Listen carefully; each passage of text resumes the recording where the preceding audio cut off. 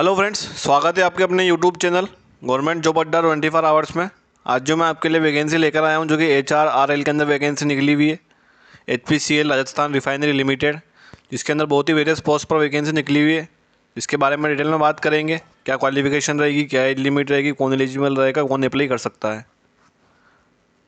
सबसे पहले फ्रेंड्स, अभी तक आपने चैनल को सब्सक्राइब नहीं किया हो तो सब्सक्राइब कर लीजिएगा, ताकि ऐसी गवर्नमेंट जॉब से जुड़ी अपडेट्स आप वीडियो द्वारा प्राप्त कर सकोगे।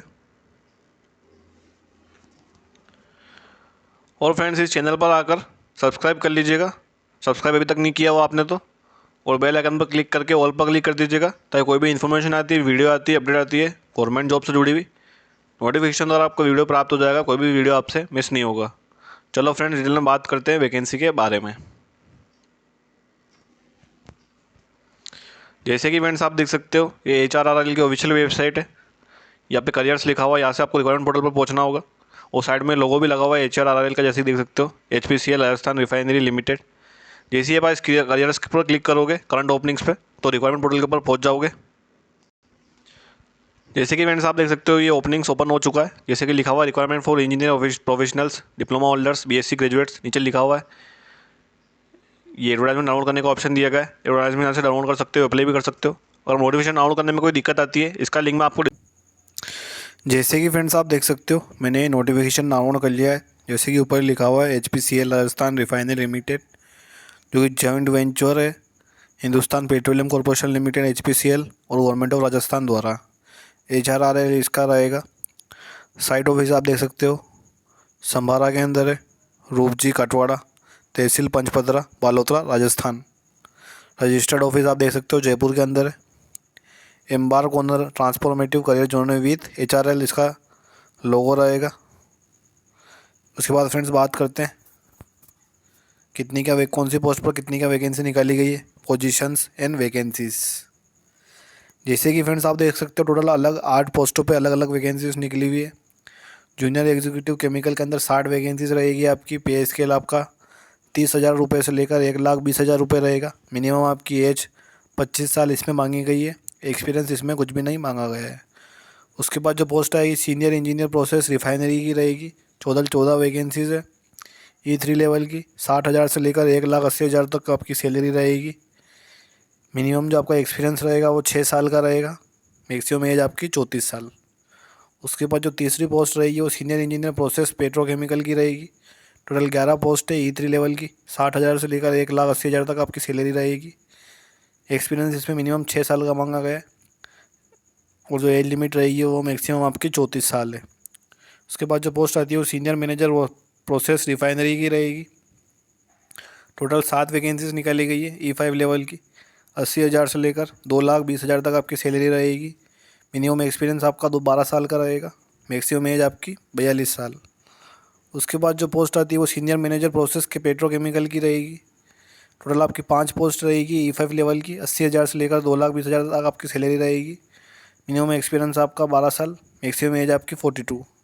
उसके बाद जो पोस्ट आती है वो senior manager officer process of site in planning की आएगी। टोटल 4 वैकेंसी रहेगी। पे स्केल आपका सेम रहेगा। वर्क एक्सपीरियंस भी आपका सेम रहेगा और एज लिमिट भी मैक्सिमम आपकी सेम रहेगी। उसके बाद जो पोस्ट आती है वो सीनियर मैनेजर क्वालिटी कंट्रोल की रहेगी रिफाइनरी की। पोस्ट आपकी एक रहेगी। पे स्केल और एज लिमिट आपकी सेम रहेगी। एक्सपीरियंस भी आपसे सेम मांगा गया है। लास्ट में जो आपकी पोस्ट आती है सीनियर मैनेजर यूटिलिटीज़ की आएगी। टोटल आपकी 2 वैकेंसीज निकाली गई है। E5 सैलरी ग्रेड की रहेगी। 80,000 से लेकर 2,20,000 तक आपको सैलरी मिल जाएगी। मिनिमम वर्क एक्सपीरियंस जो रहेगा आपका 12 साल रहेगा। मैक्सिमम एज आपकी 42 साल।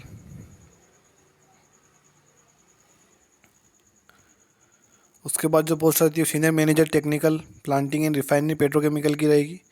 टोटल आपकी एक वैकेंसी रहेगी। पे स्केल एज लिमिट और मिनिमम एक्सपीरियंस आपका सेम रहेगा। उसके बाद जो पोस्ट आती है senior manager process and safety encon की आएगी। टोटल एक वैकेंसी रहेगी। पे स्केल एज लिमिट और एक्सपीरियंस इसमें भी सेम रहेगा।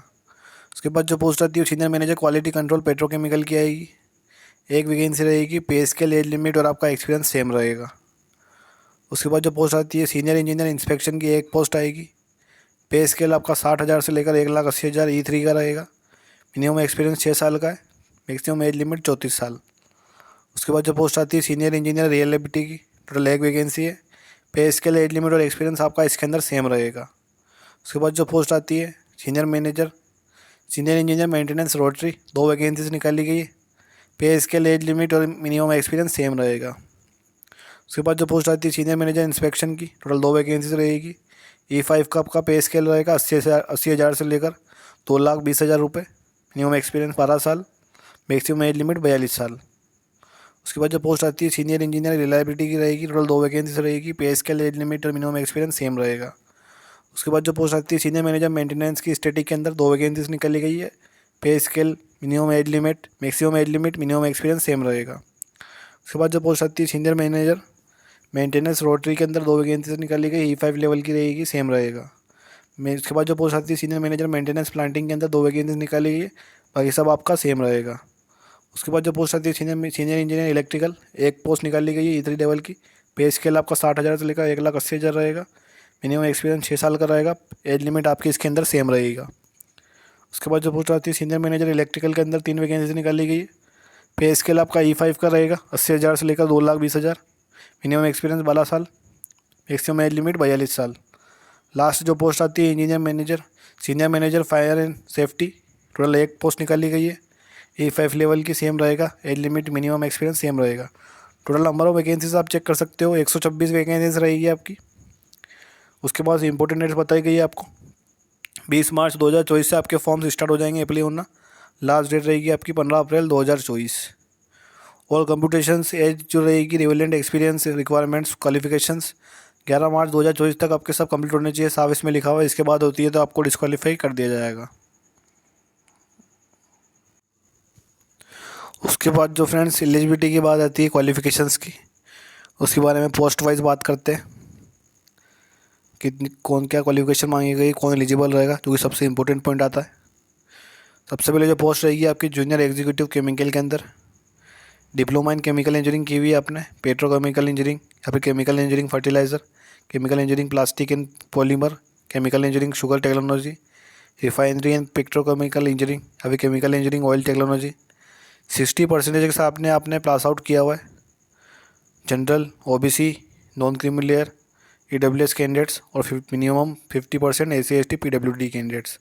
या फिर आपने BSc with chemistry as a principal subject honours किया हुआ है, polymer chemistry, industrial chemistry with 60% aggregate के साथ में, परसेंटेज के साथ में, तो भी आप एलिजिबल रहोगे, अप्लाई कर सकते हो। उसके बाद फिजिकल फिटनेस जो आप देख सकते हो, जो एडवर्टाइज पोजीशंस रहेगी, require working in open areas रहेगी, climbing tall structures, columns, tanks by stairs, monkey ladders, quick response to unit emergencies और प्रोसेस ऑफसेट्स। यानी फिजिकल कैंडिडेट फिट होना चाहिए, साफ इसमें लिखा हुआ है।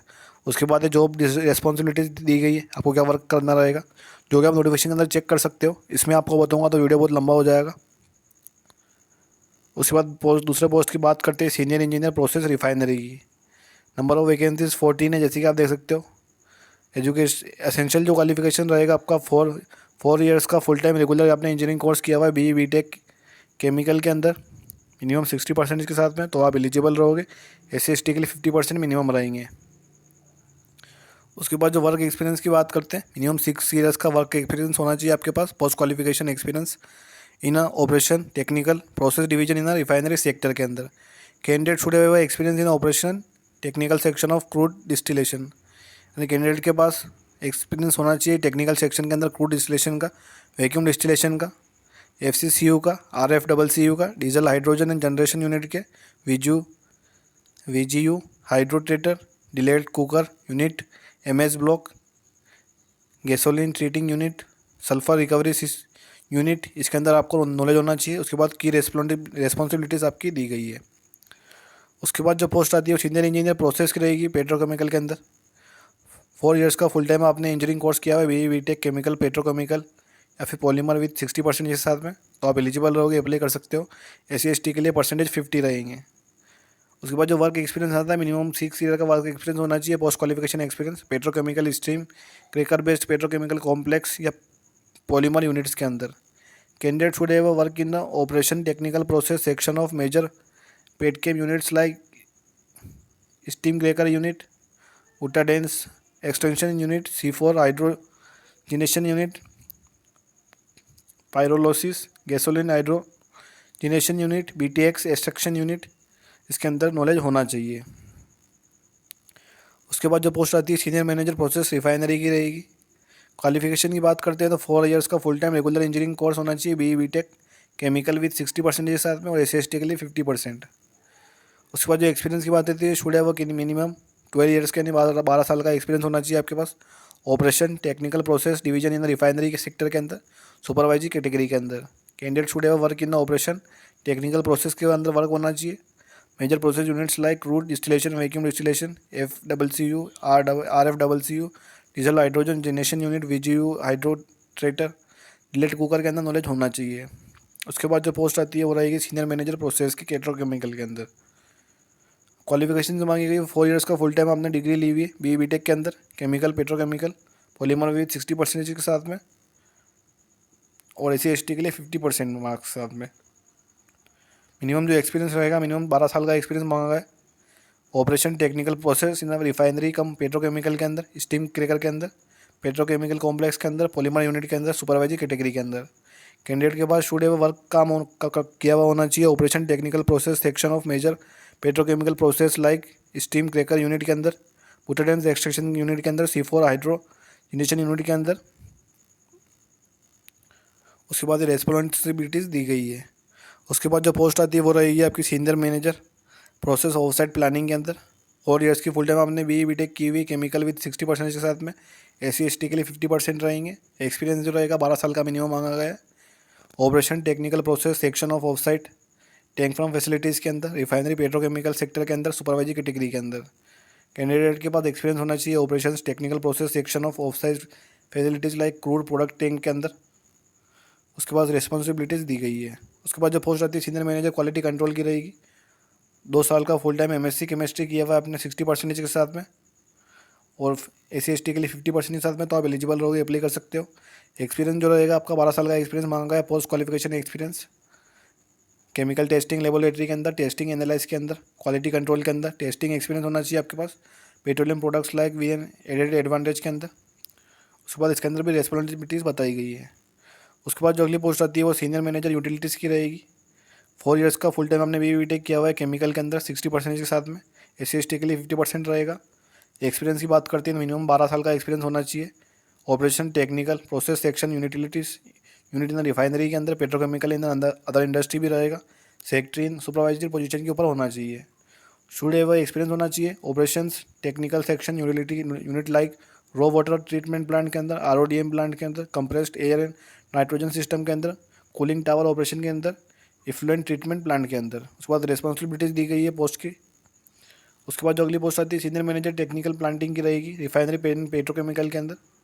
क्वालिफिकेशन जो रहेगी 4 इयर्स का फुल टाइम आपने BE BTech किया हुआ है केमिकल पेट्रोकेमिकल या पेट्रोलियम विद 60% के साथ में, और SC/ST के लिए 50% रहेगा।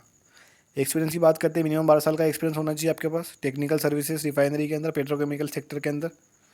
शुड हैव एक्सपीरियंस होना चाहिए technical section like technical planning के अंदर, डिपार्टमेंट रिफाइनरी और ऑप्टिमाइजेशन के अंदर। उसके बाद रिस्पॉन्सिबिलिटीज़ दी गई है जॉब की। उसके बाद जो पोस्ट आती है senior manager process and safety encon की रहेगी। 4 इयर्स का फुल टाइम आपने इंजीनियरिंग कोर्स किया हुआ है BE BTech केमिकल पेट्रोकेमिकल या फिर पेट्रोलियम विद मिनिमम 60% के साथ में, या फिर SC/ST के लिए 50% के साथ में, तो एलिजिबल रहोगे, अप्लाई कर सकते हो। एक्सपीरियंस जो रहेगा मिनिमम 12 साल का एक्सपीरियंस मांगा गया है इसके अंदर post qualification experience technical services के अंदर, रिफाइनरी या पेट्रोकेमिकल सेक्टर के अंदर। कैंडिडेट के must have energy conservation process safety management environment होना चाहिए, सब इसमें लिखा हुआ है वर्क एक्सपीरियंस। उसके बाद इसकी रिस्पॉन्सिबिलिटीज़ बताई गई है। उसके बाद जो पोस्ट आती है सीनियर मैनेजर क्वालिटी कंट्रोल की रहेगी। 4 इयर्स का फुल टाइम आपने इंजीनियरिंग कोर्स किया हुआ है BE BTech केमिकल या पॉलीमर साइंस या प्लास्टिक टेक्नोलॉजी के अंदर 60% के साथ में, जनरल EWS और OBC के लिए 50% रहेगा आपका SC/ST PWD के लिए। एक्सपीरियंस की बात करते हैं तो मिनिमम आपके पास 12 साल का एक्सपीरियंस है पोस्ट क्वालिफिकेशन एक्सपीरियंस पेट्रोकेमिकल या पॉलीमर टेस्टिंग लेबोरेटरी के अंदर और टेस्टिंग के अंदर, तो आप एलिजिबल रहोगे, अप्लाई कर सकते हो। उसके बाद इसमें भी रिस्पॉन्सिबिलिटीज़ बताई गई है। उसके बाद जो पोस्ट आती है सीनियर इंजीनियर इंस्पेक्शन की रहेगी।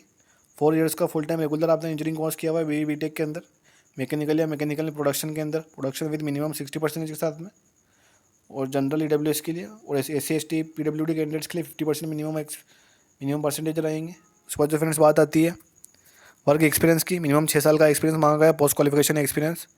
सुपरवाइजरी रोल के अंदर, एग्जीक्यूटिव कैटेगरी के अंदर, पेट्रोलियम के अंदर, रिफाइनिंग, पेट्रोकेमिकल, फर्टिलाइजर सेक्टर के अंदर भी रहेगा तो एलिजिबल रहोगे।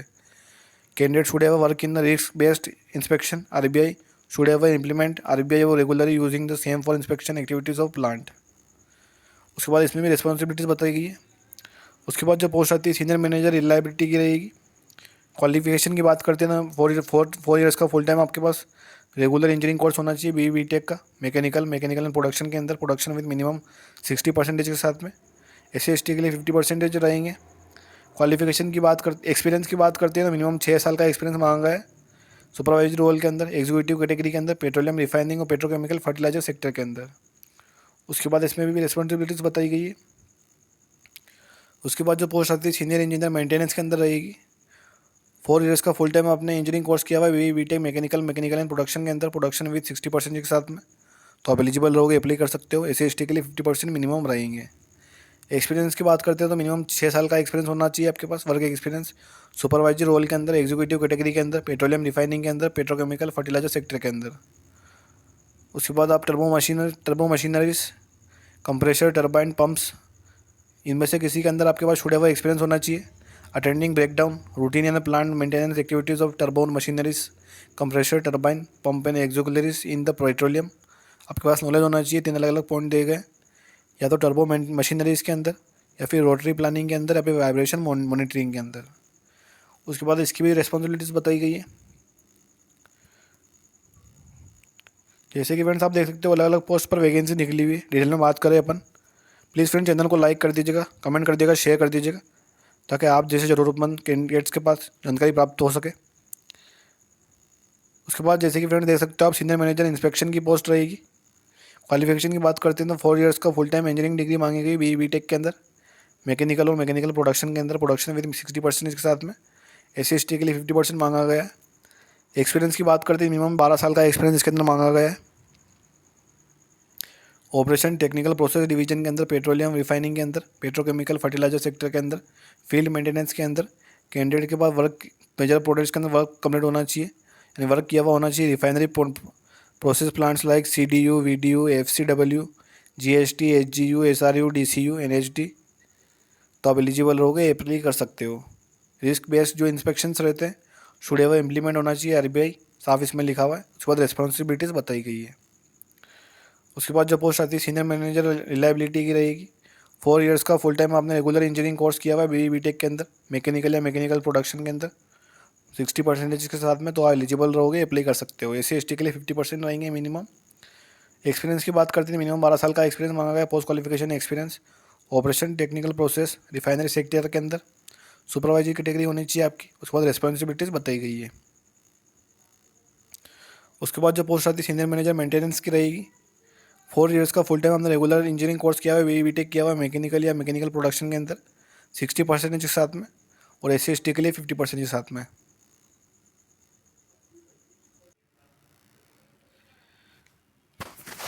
इस पोस्ट के लिए जो एक्सपीरियंस रहेगा वो 12 साल का मिनिमम मांगा गया है। Post qualification experience, operation technical process division के अंदर, पेट्रोलियम रिफाइनिंग के अंदर, पेट्रोकेमिकल, फर्टिलाइजर सेक्टर के अंदर, फील्ड मेंटेनेंस के अंदर।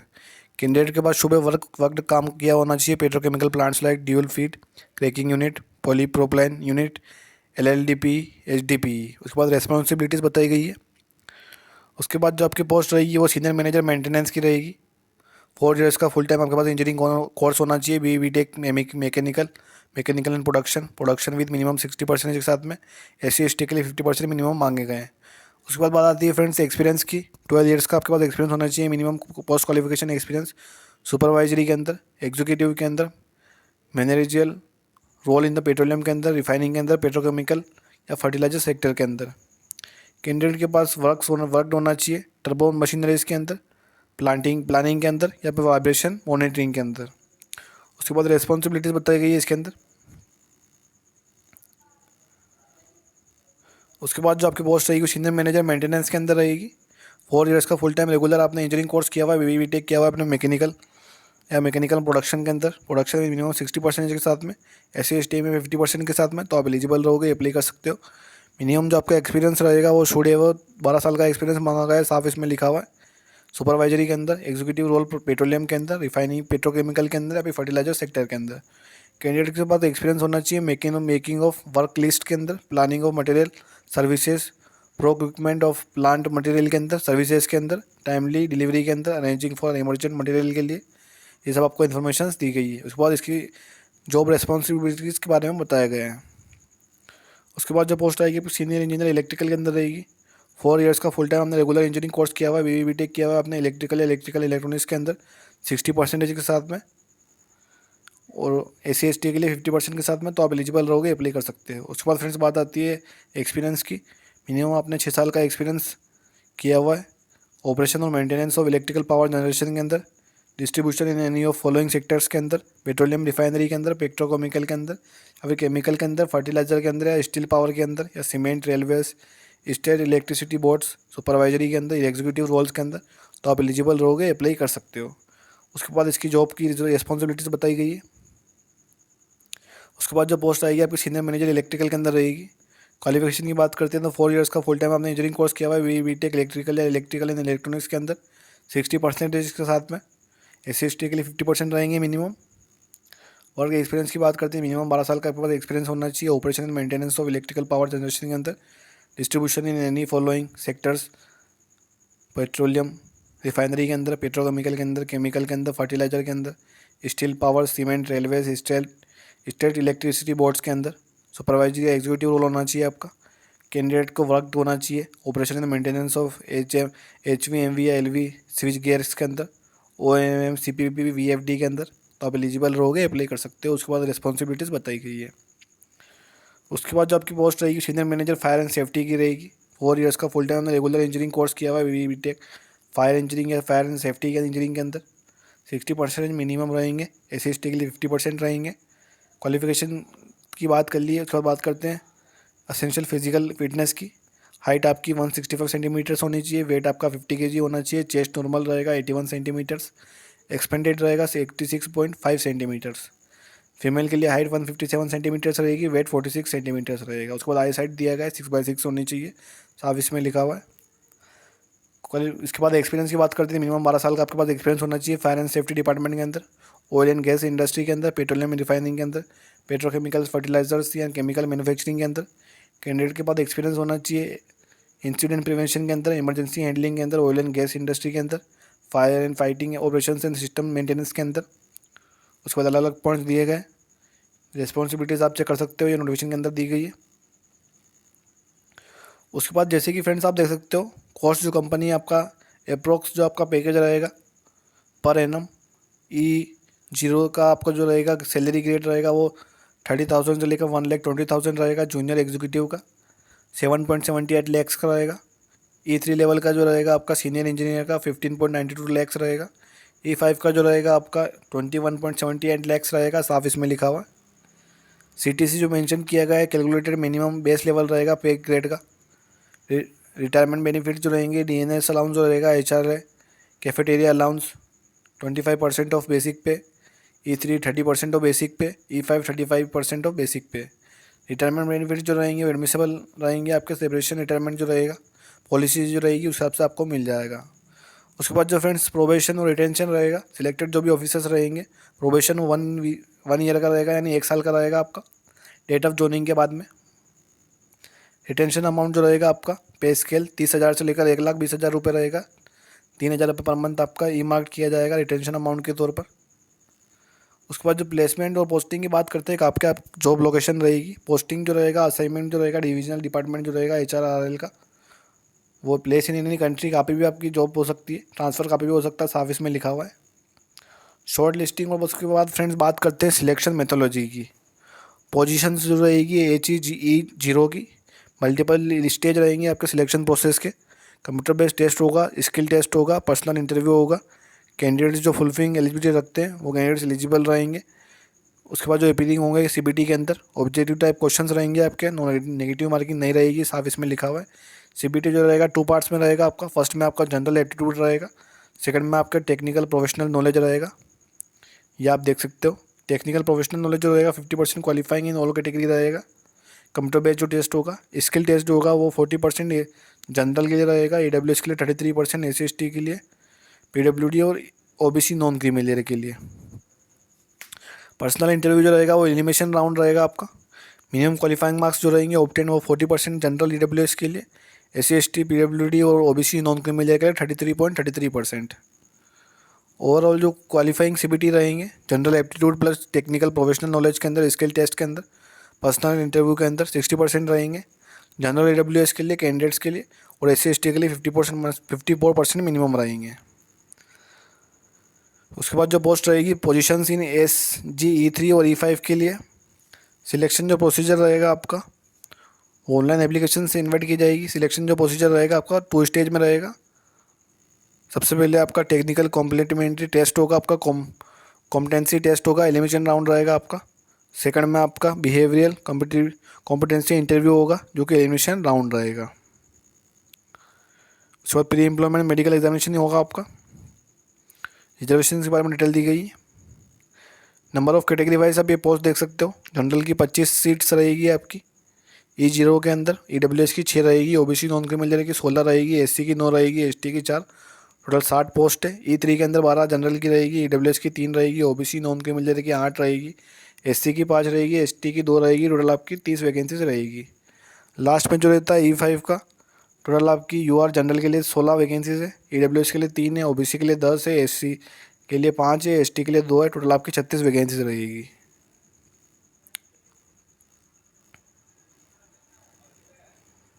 उसके बाद PWD कैटेगरी के लिए डिटरमाइन की गई है, जैसे कि आप देख सकते हो। एप्लीकेशन अप्लाई करने की जो प्रोसेस रहेगी वो ऑनलाइन रहेगी। 20 मार्च से आपके फॉर्म स्टार्ट हो जाएंगे, लास्ट डेट रहेगी 15 अप्रैल 2024। जो भी कैंडिडेट्स एलिजिबल है अप्लाई करना चाहते हैं वो HHRRL के ऑफिशियल वेबसाइट पर जाना होगा, करियर्स और करंट ओपनिंग्स पर क्लिक करना होगा। उसके बाद आपको रजिस्ट्रेशन करना होगा, email ID मोबाइल नंबर डालना होगा। उसके बाद आपके जो डॉक्यूमेंट्स मांगे जाएंगे वो आपको अपलोड करने होंगे। उसके बाद आपका फॉर्म अप्लाई हो जाएगा। उसके बाद फ्रेंड्स बात करते हैं payment of application fees. Application जो फ़ीस रहेगी आपकी नॉन रिफंडेबल रहेगी। General, OBC non creamy layer, EWS candidates के लिए 1180 रुपीज़ फ़ीस रहेगी, यानी 1180 रुपीज़ फ़ीस रहेगी। 1000 आपकी एप्लीकेशन फ़ीस, 18% GST 180 रुपये। SC/ST PWD कैंडिडेट्स के लिए कोई फ़ीस नहीं है, साफ इसमें 0 फीस यानी एग्जेम्प्टेड रहेगी। उसके बाद जनरल इंस्ट्रक्शन दिए गए, all Indian nationals are eligible to apply. India में आप कौन से भी स्टेट से अप्लाई कर सकते हो, साफ इसमें लिखा हुआ है। उसके बाद अलग अलग इन्फॉर्मेशन दी गई है फ्रेंड्स, और आप डिटेल में चेक कर सकते हो। अगर फ्रेंड्स अभी तक आपने चैनल को सब्सक्राइब नहीं किया, सब्सक्राइब कर लीजिएगा, लाइक शेयर और कमेंट कर दीजिएगा, ताकि आप ऐसी ही गवर्नमेंट जॉब से जुड़े अपडेट्स आप वीडियो द्वारा प्राप्त कर सकोगे चैनल द्वारा। मिलते हैं आपसे अगली वीडियो में। धन्यवाद।